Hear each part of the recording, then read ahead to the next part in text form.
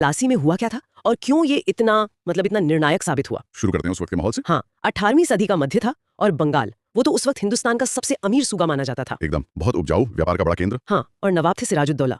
नौजवान थे। हाँ, थोड़े गर्म मिजाज के भी कहे जाते हैं। हाँ, लेकिन उनके सामने चुनौतियां बहुत थीं। अपने ही दरबार में लोग थे जो साजिशें कर रहे थे। सही बात है। और दूसरी तरफ थी ईस्ट इंडिया कंपनी, अंग्रेज, जो आए तो थे यहाँ मसाले कपड़े का व्यापार करने। हाँ, लेकिन धीरे धीरे उनकी नजरें टिक गई बंगाल की दौलत पर, यहाँ की जमीन पर।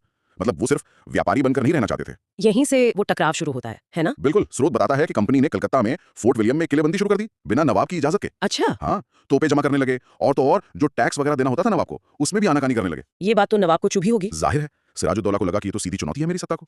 स्रोत में उनका एक सवाल भी है। वो पूछते हैं, ये लोग यहाँ तिजारत करने आए हैं या मेरे सूबे के मालिक बनने? सवाल वाजिब था। हाँ, ये उस वक्त की असलियत बता रहा था। तो जब नवाब ने पूछा होगा, किलेबंदी रोकने को कहा होगा। हाँ, कहा, लेकिन कंपनी ने, आप कह सकते हैं, अनसुना कर दिया। तो फिर नवाब ने क्या किया? नतीजा, सिराजुद्दौला ने गुस्से में आकर कलकत्ता पर हमला कर दिया। जून 1756 की बात है, फोर्ट विलियम पर कब्जा कर लिया। ओह, तो अंग्रेजों के लिए ये बड़ा झटका था। बहुत बड़ा झटका।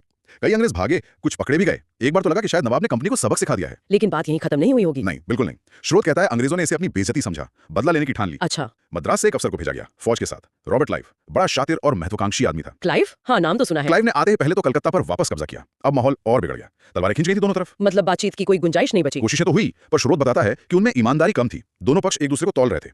आखिरकार तय हुआ कि भैया फैसला लड़ाई के मैदान में ही होगा। और जगह चुनी गई पलासी। हाँ, पलासी, मुर्शिदाबाद से कोई करीब 22 मील दूर, गंगा के किनारे आम का एक बाग था। वहां वही मैदान में स्टेज सेट हो गया था। तो अब आते रहो उस तारीख पर, 23 जून 1757, पलासी का मैदान, सुबह का वक्त। जरा सोचिए वो नजारा। स्रोत बड़ा नाटकीय ढंग से बताता है। हाँ, एक तरफ नवाब सिराजुद्दौला की फौज, कितनी 50,000 से ज्यादा